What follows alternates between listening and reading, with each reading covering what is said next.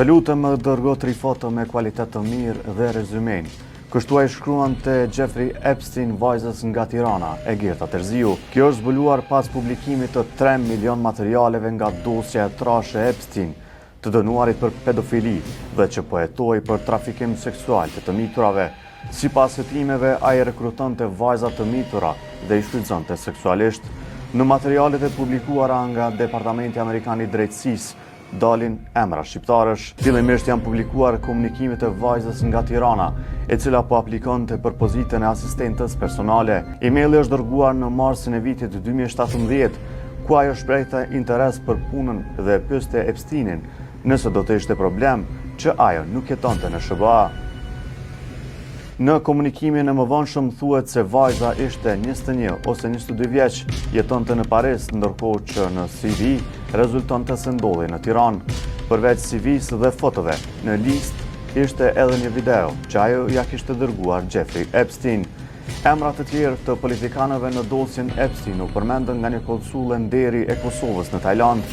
Emri i ish-ministrit të jashtëm dhe biznesmenit Begjet Pacolli kishte filluar të qarkullonte në emailet e Epstein në vitin 2012.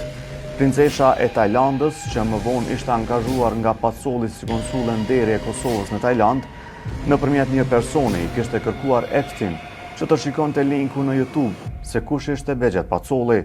Princesha në komunikimet e vitit 2012 kishte përmendur edhe presidentin e Kosovës, periudhë që përkonte me mandatin e Atifete Jajagës.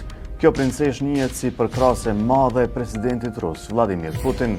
Sipas materialeve të bëra publike, bëhet fjalë për një email të dërguar nga një person i identifikuar vetëm si Daniel, identiteti i cilit nuk është bërë i ditur.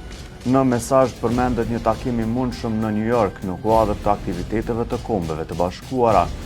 Në email thuhet se një princesh nga Tajlanda do të ndodhej në New York së bashku me presidenten e Kosovës dhe shprehej interes për një takim nëse koha do ta lejonte. Atifete Jajaga i ka mohuar raportimet për lidhjen e saj me dosjen Epstein, duke thënë se ajo nuk ka pasur asnjëherë njohje apo takim të çfarëdo lloji të kontaktit me Jeffrey Epstein. Ajo thotë se në email për të cilin raportohet kur përmendet presidenti i Kosovës nuk është e qartë se cili dhe nuk përmendet kërkesa për takim në emër të tij apo të saj.